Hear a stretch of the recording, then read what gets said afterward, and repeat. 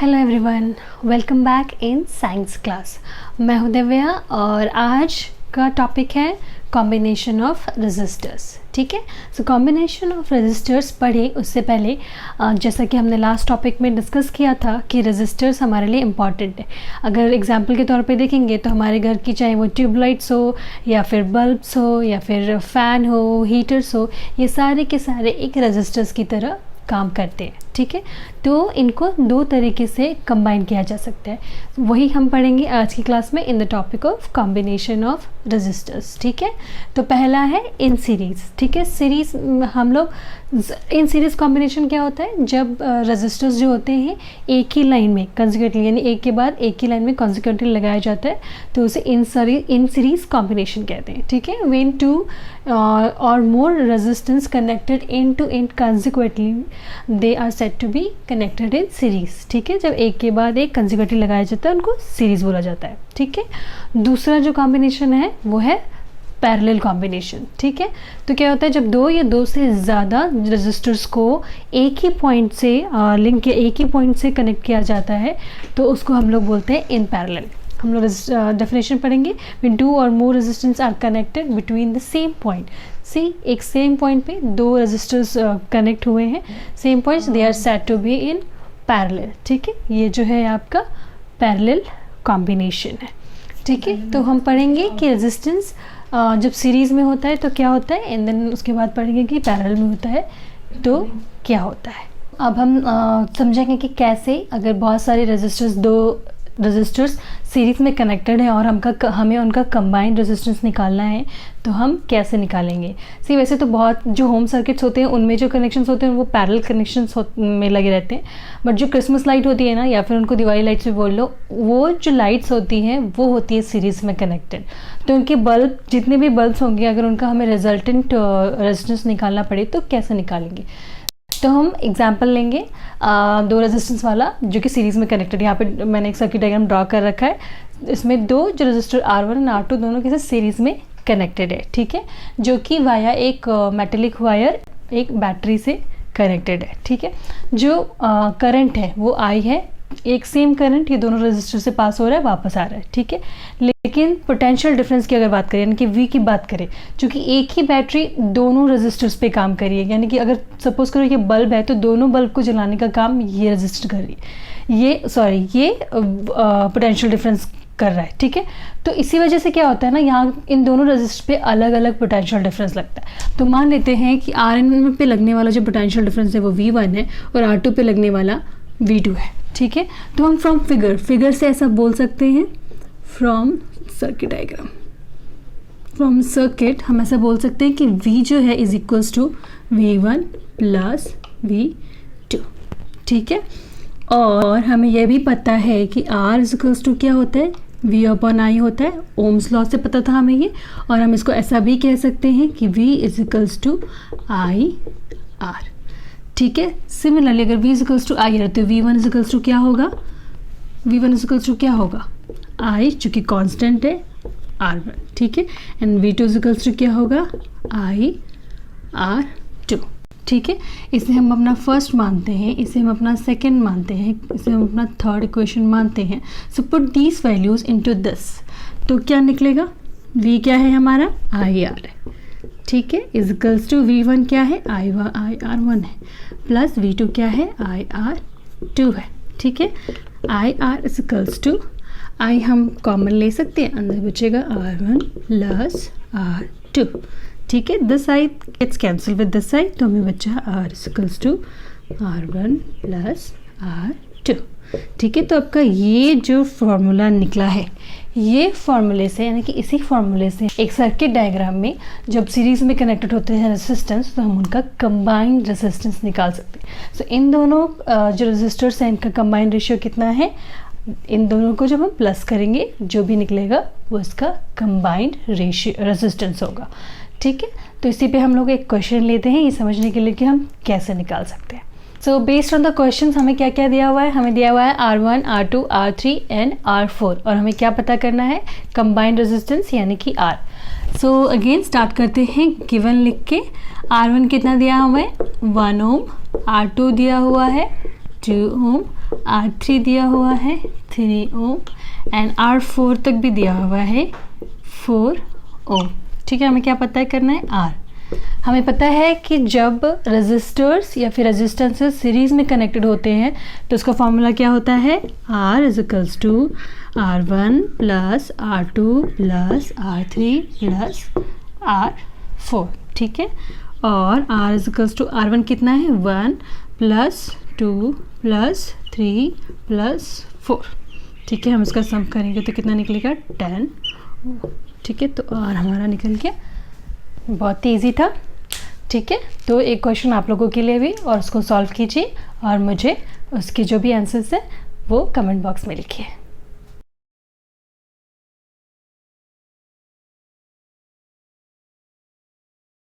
हमारे जो home circuits होते हैं, होम सर्किट्स में जितने भी रजिस्टर्स होते हैं, जैसे कि फ़ैन हो गया, ट्यूबलाइट्स हो गई, बल्ब्स हो गई, ये सारे पैरेलली कनेक्टेड होते हैं। ठीक है, और अगर हमें पता करना पड़े कि इनका कंबाइंड जो रेजिस्टेंस है वो क्या है, तो हम कैसे कैलकुलेट करेंगे?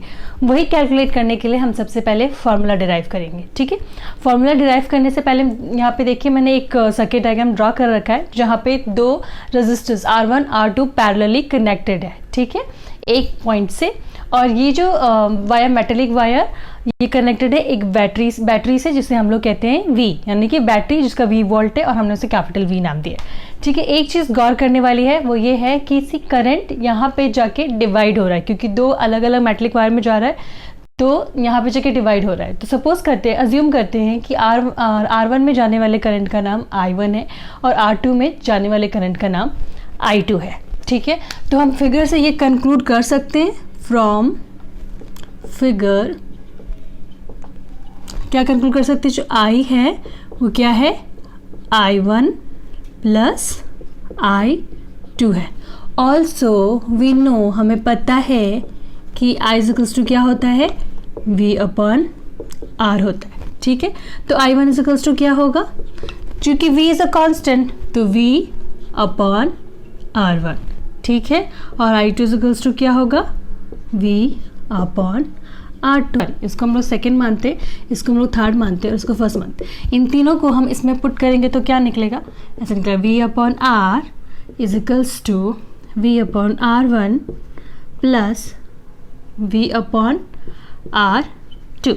ठीक है, V upon R equals to, V को हम लोग कॉमन ले लेते हैं, 1 upon R1 plus 1 upon R2, और V कैंसिल हो गया तो क्या बचा 1 upon R equals to 1 upon R1 plus 1 upon R2।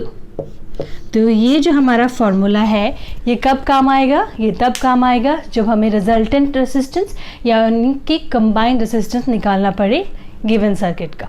अगर यहाँ पे 3 रेजिस्टर्स कंबाइन होते तो ये हो जाता 1 upon R1 plus 1 upon R2 plus 1 upon R3। Similarly जितने होंगे उतने ज़्यादा उसमें ऐड होते जाएंगे। तो ये था जब भी रेजिस्टर पैरेलली कनेक्ट होते हैं तो हम उसका कंबाइंड रेशियो कैसे निकालते हैं, इसी फॉर्मूले से।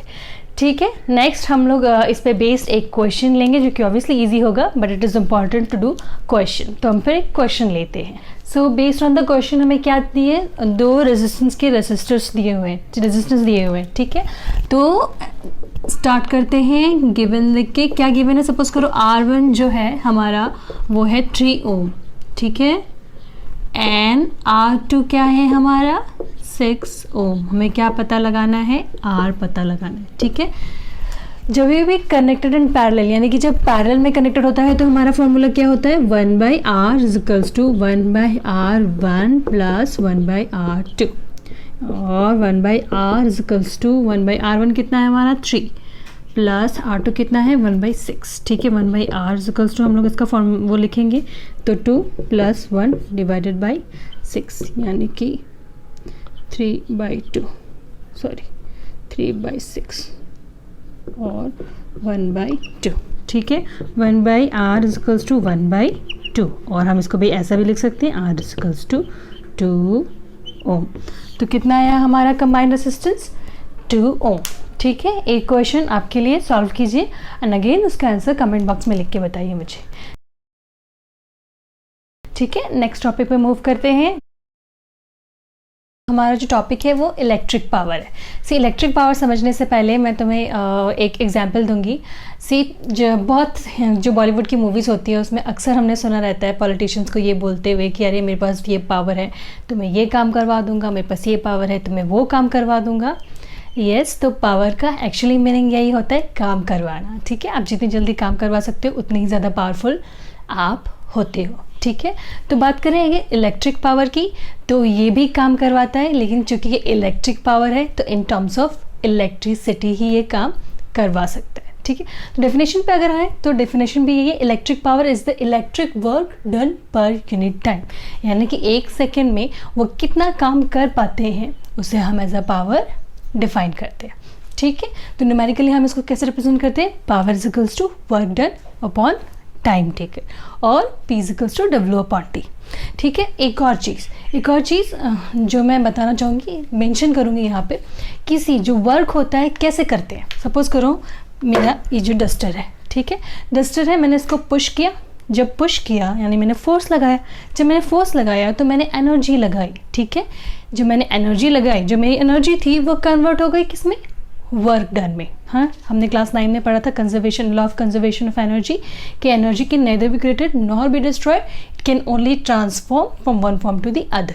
ठीक है, तो यहाँ पे यही हुआ कि जैसे ही मैंने इस डस्टर पे अपनी एनर्जी लगाई, ये मूव हुआ, वर्क डन हुआ। ठीक है, तो हम ये भी कह सकते हैं कि जो वर्क डन है by electric current is also equal to electric energy consumed. ठीक है, कह सकते हैं ना। तो इस वाले फॉर्मूले को मैं ऐसे भी लिख सकती हूँ, P is equals to E upon T, because energy is always equals to work done. Work done करने के लिए एनर्जी तो लगेगी। ठीक है, तो ये था पावर की बात। अब आ जाते हैं पावर की SI यूनिट में। तो पावर की SI यूनिट वॉट होती है। ठीक है, ये नई यूनिट सुनने को मिल रही है, वॉट होती है। वो वाली वॉट नहीं, वॉट लगा दूंगा वाली वॉट नहीं है, दिस इज़ वॉट। ठीक है, एक साइंटिस्ट के नाम पे रखी गई है। अगर वॉट को डिफाइन करने की बात आए तो वॉट की डेफिनेशन यही होता है कि 1 वॉट ऑफ वर्क तब हम कहते हैं तब क्या है जो 1 जूल ऑफ एनर्जी रिलीज होती है 1 सेकेंड के अंदर। ठीक है, और एक और चीज़ आपने अक्सर देखा होगा, हमारे घर में जो इलेक्ट्रिसिटी बिल आती है और भी बहुत सारी जनरली एक्चुअली इलेक्ट्रिसिटी बिल आती है, उसमें देखा होगा कि किलो वॉट आवर लिखा रहता है। तो क्या है ये किलो वॉट आवर? से किलोवाट आवर जो है पावर की कमर्शियल यूनिट है कि ये बिल्कुल वैसा ही है जैसा कि 1000 मीटर को हम 1 किलोमीटर कहते हैं, उसी तरीके से हम 1000 वॉट को 1 किलोवाट कहते हैं।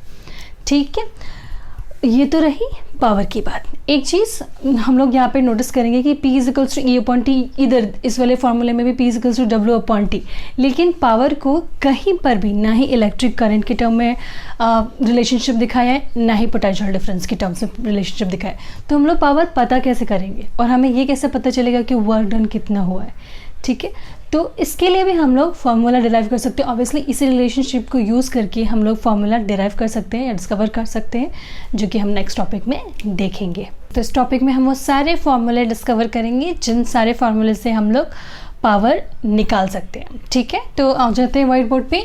हमें पता है from the definition we know that कि P is equals to W upon T आता है। ठीक है, ऑल्सो किससे हमें पता है कि potential difference is equals to W upon Q होता था। ठीक है, हमें पता है कि Q क्या होता है? Q होता है rate of flow of current, यानी कि I इंटू टी। ठीक है, हम अगर इसको यहाँ पे पुट करेंगे तो ये बन जाएगा W upon I into T, और W is equals to V into I into T. हो गया, हमने W निकाल लिया। अब हम W को कहाँ पे पुट करेंगे, यानी कि वर्क डन को कहाँ पे पुट करेंगे? यहाँ पे। ठीक है, तो क्या निकलेगा हमारा? Power is equals to V into I into T divided by T. ये टी कैंसिल हो गया, बचा क्या? बचा P is equals to V I. ठीक है, ये हमारा फर्स्ट फॉर्मूला है जिससे कि हम पावर निकाल सकते हैं इन टर्म्स ऑफ पोटेंशियल। अगर पोटेंशियल डिफरेंस दिया होगा और करंट दिया होगा तो हम लोग पावर निकाल सकते हैं। ठीक है, ऑल्सो हमें पता है बेस्ड ऑन ओम लॉ क्या कहता है? I is equals to V upon R, Ohm's law. ठीक है, चलो अगर हम इस I की जगह ये वैल्यू पुट करेंगे इस वाले पे तो क्या हो जाएगा? हो जाएगा ये P is equals to V square R। ठीक है, ये हमारा second formula, this is first, this is second. Also इस V इसी वाले से V इज इक्वल्स टू क्या हो जाएगा IR हो जाएगा। Put this again into this first one में। ठीक है, तो क्या हो जाएगा ये P is equals to I square R। ठीक, ये रहा हमारा तीसरा फॉर्मूला। ठीक है, अगेन अगर रेजिस्टेंस दिया होगा, करंट दिया होगा तो हम लोग पावर निकाल सकते हैं। सो ये 3 फार्मूलाज हैं जो जिससे कि हम लोग पावर निकाल सकते हैं। ठीक है, तो हम एक क्वेश्चन करेंगे, एक्चुअली हम 2 क्वेश्चन करेंगे। एक तो इनमें से कोई एक फार्मूला यूज़ करके क्वेश्चन सॉल्व करेंगे, दूसरा कि कमर्शियल यूनिट या फिर कमर्शियली ऐसे जो करंट के बिल आते हैं हमारे घर में, हम लोग उसको रेट कैसे निकालते हैं, क्योंकि अक्सर बोर्ड एग्जाम में उससे एक क्वेश्चन आता ही है। ठीक है, तो will move on to questions. So ये क्वेश्चन करने से पहले एक चीज़ मेंशन करना चाहूँगी यहाँ पे कि आपने देखा होगा जो बल्ब होता है उसके ऊपर लिखा रहता है 100 वॉट और V equals to 110 to 120 volt. तो क्या मतलब है इसका? सी, अगर 100 वॉट लिखा रहता है तो इसका मतलब होता है कि उस बल्ब को 100 जूल ऑफ इलेक्ट्रिक एनर्जी चाहिए ही तो ही वो जलेगा। ठीक है, या फिर ठीक से पावर दे पाएगा। अगर उससे कम हुआ तो उसकी जो परफॉर्मेंस होगी वो अफेक्ट होगी। सिमिलरली जो वोल्ट मेंशन किया रहता है या फिर पोटेंशियल डिफरेंस जो मेंशन किया रहता है उसको उतना पोटेंशियल डिफरेंस प्रोवाइड करना पड़ता है, then only it will work perfectly. ठीक है, तो अभी आ जाते हैं क्वेश्चन पे। क्वेश्चन है कि what will be the current. हम क्या पता करना है? करंट हमको फाइंड आउट करना है। Drawn by an electric bulb of 40 watt. Power क्या है इसका? 40 वॉट है। ठीक है, मैंने disconnected to a source of 220 volt, यानी कि V दिया हुआ है। ठीक है, तो कौन सा फॉर्मूला है? Simple, P is equals to V I वाला जो फर्स्ट फार्मूला था हमारा, वहाँ पे पुट करके हमें क्या निकालना है? I निकालना है। तो is equals to P upon V। ठीक है, पुट करो। हमारा P क्या है? 40 है, ये हमारा 220। ठीक है, फर्दर ऐसा हो गया 2 2 4 2 1 2 और 2/11। इसको हम लोग फर्दर सॉल्व करेंगे तो ये आएगा 0, 11 1 11, 8 बचा। ठीक है, पावर की क्या निकाला था हमने? करंट। करंट की यूनिट क्या होती है? ओम। ठीक है, दिस इज योर सोल्यूशन। ठीक है, एक क्वेश्चन करेंगे हम लोग किलोवाट आवर पे। पहले हम लोग जो स्टैंडर्ड नॉर्म्स होते हैं कि क्या क्या गिवन है हम उसे लिख लेते हैं। ठीक है, an air condition having a power rating of 350 watt, यानी कि पावर गिवन है कितना? 350 वॉट। ठीक है, for 10 hours a day calculate the cost of electrical energy to operated for 30 days. तो टाइम दे रखा है, क्यों? 10 घंटे चलता है वो एक दिन में और 30 दिनों तक लगातार चल रहा है। ठीक है, तो टोटल टाइम कितना हुआ? 30 × 10 इज इक्वल्स टू 300 आवर्स। ठीक है, आवर्स में, चलो अगर ये आवर्स में है, ये वॉट में है, इधर हम इसको सेकंड में चेंज करेंगे या फिर इसको हम लोग किलोवाट में चेंज करेंगे। जो ये कमर्शियल यूनिट किलोवाट में होती है तो let's change it into kilowatt. तो क्या करना रहता है? जब भी हम चेंज करते हैं स्मॉलर यूनिट को बिगर यूनिट में, इसको डिवाइड करेंगे कितने? 1000 से। तो कितना बन जाएगा ये? 0.35 किलोवाट। ठीक है, और हमें क्या पता करना है? पहले हमें ये पता करना है। ठीक है, तो हमारे पास एक फार्मूला था जो कि हमने डेफिनेशन में पढ़ा था, that is P is equals to क्या था? E upon T। ठीक है, और ऐसे भी हो सकता है E is equals to P into T। Put करो फार्मूला, देन P तो हमें दिया ही हुआ है, कितना दिया हुआ है? 0.35 इंटू ये कितना दिया हुआ है टाइम हमारे पास? 300। अगर हम इसे मल्टीप्लाई करेंगे तो 3 5 15, 3 5 15 का 5 हमारा 3 9 10। ठीक है, ये 0 से 0 तो कैंसिल हो जाएंगे। तो कितना बचा? इतना। तो ये आ गया हमारा इलेक्ट्रिक एनर्जी, कितनी एनर्जी यूज़ हुई है। ठीक है, second part of the question है कि रेट ऑफ क्या करना है? कैलकुलेट करना द कॉस्ट ऑफ इलेक्ट्रिसिटी, कि अगर मेरा इतने जूल एनर्जी मैंने खर्च करी है तो मेरा इलेक्ट्रिकल बिल कितना होगा, जबकि 1 किलोवाट आवर का जो चार्ज है वो कितना है? 650 है। सिंपली क्या करना रहेगा हम लोगों को? कॉस्ट पता करने के लिए कॉस्ट पता करने के लिए इसको मल्टीप्लाई करना पड़ेगा हमें किससे, 6.5 रुपये से। तो कितना है, 682.5 रुपीज़। ये आया मेरा बिल। ठीक है, तो हमेशा फिज़िक्स में अक्सर जब न्यूमेरिकल्स दिए जाते हैं तो ऐसा यूनिट का बहुत ही लोचा होता है, तो हमें ध्यान से देखना पड़ता है कि हमें कहाँ पे चेंज करना है, कैसे चेंज करना है, तो चेंज करना इम्पॉर्टेंट रहता है। सो ये हुआ आपका questions. Effects of electric current. जब इलेक्ट्रिक करंट पास होते हैं फिर जनरेट होते हैं तो 3 तरीके के इम्पॉर्टेंट इफ़ेक्ट्स प्रोड्यूस करते हैं। क्या क्या होते हैं ये इफ़ेक्टिव? पहला होता है हीटिंग इफ़ेक्ट, दूसरा होता है मैग्नेटिक इफ़ेक्ट एंड तीसरा होता है केमिकल इफ़ेक्ट। ठीक है, ना ही हम लोगों को मैग्नेटिक अभी पढ़ना है और ना ही हमें केमिकल पढ़ना है, दोनों ही हाई क्लासेस में पढ़नी है। हमें जो पढ़ना है वो पढ़ना है हीटिंग इफ़ेक्ट ऑफ करंट। ठीक है, हीटिंग इफेक्ट ऑफ करंट क्या होता है और क्या क्या है इसकी एप्लीकेशंस। उसके पहले आपने देखा होगा कि जब कभी भी हम लोग बल्ब जलाते हैं और अचानक से अगर वो फ्यूज़ हो गया और हमें चेंज करना पड़ा, तो जैसे हम लोग बल्ब को टच करते हैं तो वो क्या होता है, गर्म होता है ना गर्म।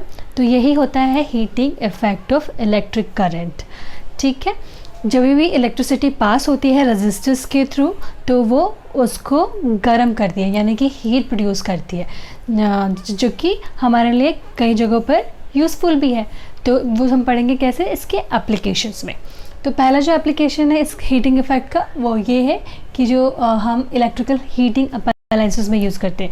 सी बहुत सारे हमारे घर में ऐसे अप्लायंसेस हैं जिनका कि हम लोग को हीट करना पड़ता है, जैसे कि आयरन। रोज़ सुबह हमें कपड़े प्रेस करने रहते हैं स्कूल जाने के लिए, ऑफिस जाने के लिए, तो वो किससे होता है, आयरन से होता है। और आयरन का जो हीटिंग इफेक्ट होता है वो ऑब्वियसली इलेक्ट्रिसिटी की वजह से आती है।